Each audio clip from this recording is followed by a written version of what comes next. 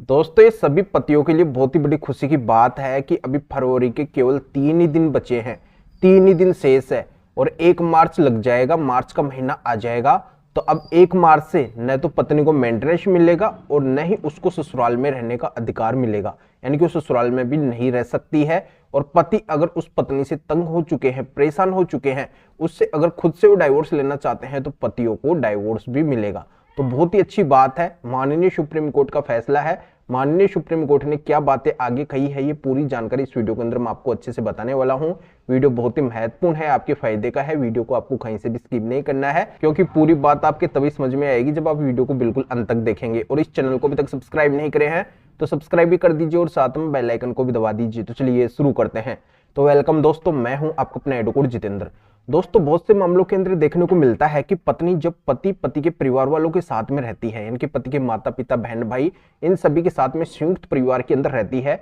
तब जो गलत पत्नी होती है वो शुरू से ही अपना रंग दिखाना चालू कर देती है। यानी कि शादी के शुरुआती दौर से ही अपना गलत बर्ताव चालू कर देती है, लड़ाई झगड़ा करती है, घर कलेश बना के रखती है, किसी की भी बात वो नहीं मानती है, हमेशा वो अपनी मनमर्जी करती है और उसके मायके वाले जैसा उसको बोलते हैं वैसा वो काम करती है, उन सबकी बातों मानती है, पर अपने ससुराल वालों की वो एक भी बात नहीं मानती है। ऐसा बर्ताव उस गलत पत्नी का लगातार रहता है, कंटिन्यू रहता है। और एक दिन वो लड़ाई झगड़ा करके सभी को छोड़ के और अपने मायके चली जाती है या फिर और कहीं पे चली जाती है और अपने मायके वालों से या फिर अन्य लोगों के संपर्क से उनसे एडवाइज लेके और वो कई सारे झूठे केस पति के परिवार वाले सभी के ऊपर फाइल कर देती है। सभी का नाम उस झूठे केस के अंदर लिखवा देती है। उन झूठे केसों के अंदर ऐसी पत्नी का ये आरोप होता है कि मेरे पति ने, पति के घर वालों ने और पति के रिश्तेदारों ने, इन सभी ने मेरे साथ में क्रूरल्टी की है, मेरे साथ में अत्याचार किया है, मुझे परेशान किया है, मुझे गाली गलौज निकालते थे, मुझे धमकियां देते थे, मेरे साथ में मारपिटाई करते थे, मुझे मारपीट के अभी घर से बाहर निकाल दिए हैं, यानी कि मेरे साथ में सभी लोग मिलकर घरेलू हिंसा करते थे। तो ऐसे में मुझे फिर से उसी ससुराल के घर के अंदर जाना है, तो उस घर के अंदर मुझे रहने का भी अधिकार मिलना चाहिए और मुझे भरण पोषण की राशि भी मिलनी चाहिए। तो ऐसी पत्नी का ये मकसद होता है कि एक तो उसको पैसा मिलना चालू हो जाएगा, भरण पोषण की राशि उसको मिलने लग जाएगी, और ऐसे में फिर उसके ससुराल वाले उसको रखेंगे भी नहीं, यानी कि बिल्कुल भी रखने के लिए तैयार नहीं होंगे। अगर रखने के लिए तैयार नहीं होंगे तो ऐसे में उसको रेंट वगैरह मिलेगा, यानी कि साइडली उसके रहने की व्यवस्था होगी जिसका किराया वगैरह उसको मिलता रहेगा। तो ऐसे में उसको एक अच्छा खासा अमाउंट पति से मिल जाएगा, अपने ससुराल वालों से मिल जाएगा। या फिर ऐसी पत्नी का यह भी मकसद होता है कि उसको भरण पोषण तो मिले ही और उसी घर के अंदर फिर से वो जाना चाहती है, अपने ससुराल के घर के अंदर जाना चाहती है, क्योंकि ऐसी पत्नी के पास में अपने ससुराल वालों के खिलाफ कोई भी एविडेंस नहीं होते हैं, सबूत नहीं होते हैं। तो सबूत बनाने के मकसद से या फिर उन सभी को फंसाने के मकसद से वो फिर से उसी घर के अंदर जाना चाहती है। तो ऐसी जो भी पत्नियां हैं जो क्रूर है,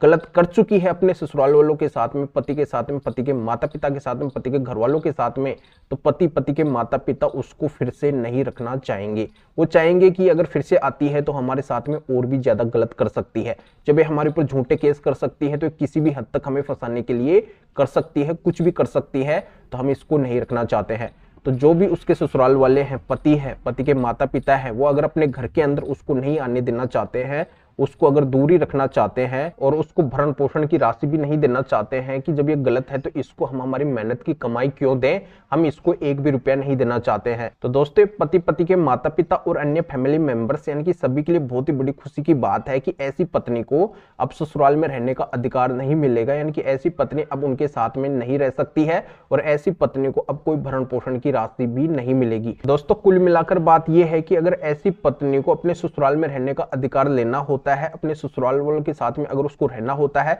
और साथ में अगर उसको भरण पोषण की भी राशि लेनी होती है, तो इसके लिए वो डीवी, डोमेस्टिक वायलेंस यानी कि घरेलू हिंसा का केस करती है। अब मेन बात यह है कि उस पत्नी के साथ में अगर घरेलू हिंसा होती नहीं है, वो अगर झूठा डीवी, डोमेस्टिक वायलेंस यानी कि घरेलू हिंसा का केस करती है और वो अगर साबित नहीं करती है कि उसके साथ में घरेलू हिंसा की गई है पति के द्वारा, पति के घर वालों के द्वारा, तो उसको किसी भी तरीके का राइट्स इस केस के तहत नहीं मिलेगा। ये केस डाल के अगर पत्नी अधिकार लेना चाहती है कि मुझे ससुराल में रहने का अधिकार मिलना चाहिए, मुझे भरण पोषण की राशि मिलनी चाहिए, तो उसको कुछ भी नहीं मिलेगा। तो इस केस को आप पूरी तरह से खारिज करवा सकते हैं और उस पत्नी को अपने साथ में रखने से बच सकते हैं, ससुराल में आने से रोक सकते हैं और उसको भरण पोषण देने से भी बच सकते हैं। तो इसके लिए आपको क्या करना होगा, मेरे पास में माननीय सुप्रीम कोर्ट, हाई कोर्ट और डिस्ट्रिक्ट कोर्ट के टोटल 5 जजमेंट है। 2 तो सुप्रीम कोर्ट के हैं, 2 हाई कोर्ट के हैं और 1 डिस्ट्रिक्ट कोर्ट का है। तो ये पांचों के पांचों जजमेंट बहुत ही महत्वपूर्ण है, इतने महत्वपूर्ण है कि इन जजमेंट की सहायता से हजारों डीयू के केस अब तक खारिज हो चुके हैं। कई हजारों केसों के अंदर अब तक इन जजमेंट से पति के परिवार वालों, रिश्तेदारों, इन सभी को फायदा मिल चुका है।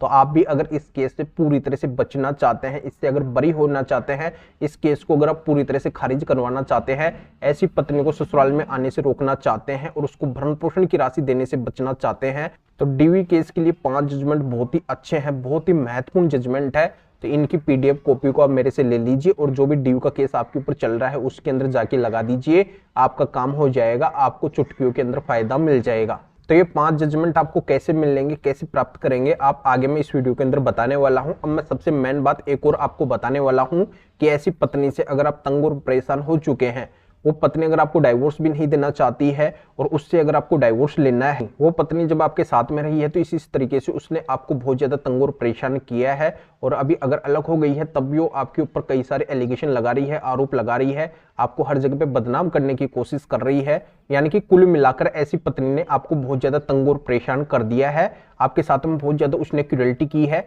तो क्रूरल्टी ग्राउंड के आधार पे अगर आप एक तरफा तलाक लेना चाहते हैं, यानी कि कंटेस्टेड डाइवोर्स लेना चाहते हैं, तो इससे रिलेटेड भी मेरे पास में माननीय सुप्रीम कोर्ट के टॉप सेलेक्ट किए हुए बहुत ही महत्वपूर्ण 6 जजमेंट है। तो इन 6 जजमेंट से अब तक हजारों पतियों को डाइवोर्स मिल चुका है, बड़ी आसानी से, बहुत कम समय के अंदर। तो आप भी अगर पत्नी से तंग और परेशान हो चुके हैं, उससे अगर क्रूरल्टी ग्राउंड के आधार पर डाइवोर्स यानी कि तलाक लेना चाहते हैं, एक तरफा तलाक लेना चाहते हैं, तो इन 6 जजमेंट्स की कॉपी को आप मेरे से ले लीजिए और आपका जो भी डाइवोर्स का केस है उसके अंदर जाके लगा दीजिए। आपको बहुत कम समय के अंदर, चुटकियों के अंदर डाइवोर्स मिल जाएगा, ज्यादा आपको परेशान होना ही नहीं पड़ेगा। तो दोस्तों ऐसे टोटल मेरे पास में ये 11 जजमेंट है। 5 तो मैं आपको डीवी, डोमेस्टिक वायलेंस यानी कि घरेलू हिंसा केस से संबंधित बताया और 6 मैं आपको डाइवोर्स केस से संबंधित बताया। तो इन सभी 11 जजमेंट्स को अगर आप मेरे से लेना चाहते हैं तो इस वीडियो को डिस्क्रिप्शन के अंदर जाइए या फिर जो स्क्रीन के ऊपर व्हाट्सएप नंबर सो रहे हैं तो इस व्हाट्सएप नंबर के ऊपर भी आप व्हाट्सएप पे मैसेज कर सकते हैं और बता सकते हैं कि आपको इन 11 जजमेंट की पीडीएफ कॉपी लेनी है, सभी जजमेंट्स की पीडीएफ कॉपी लेनी है। तो मेरा असिस्टेंट आपको रिप्लाई देगा, आपको प्रोसीजर बताएगा और इन 11 जजमेंट्स की पीडीएफ कॉपी आपको व्हाट्सएप के ऊपर सेंड कर देगा। फिर इन जजमेंट्स की कॉपी को अपने केसों के अंदर लगा देना, आपको फायदा मिल जाएगा। तो दोस्तों अभी से आप एक्टिव हो जाइए, फरवरी के केवल अब 3 दिन बचे हैं और मार्च आने वाला है। तो 1 मार्च से आप ये टारगेट बना लो कि आपको ये काम करना है तो करना ही है, अब आपको पीछे नहीं हटना है। और फायदा किस तरीके से लेना है ये मैं पूरी जानकारी अब आपको बता ही दिया हूं, समझा ही दिया हूं कि इस तरीके से आज के समय के अंदर फायदा मिलता है, जजमेंट की सहायता से फायदा मिलता है, पुराने तरीकों से बिल्कुल भी फायदा नहीं मिलता है। या आपकी किसी भी तरीके की और भी कानूनी समस्या है, मेरे से अगर फोन के ऊपर बात करना चाहते हैं तो भी आप इस व्हाट्सएप नंबर के ऊपर व्हाट्सएप पे मैसेज करके अपॉइंटमेंट बुक करवा के डायरेक्टली आप मेरे से कॉल के ऊपर यानी फोन के ऊपर बात कर सकते हैं, अपनी हर तरह की कानूनी समस्या का समाधान मेरे से फोन के ऊपर जान सकते हैं। तो अभी आप इस वीडियो को लाइक भी करें और शेयर भी करें जो और लोगों तक भी ये जानकारी पहुंच सके। तो वीडियो देखने के लिए आप सभी का बहुत बहुत धन्यवाद।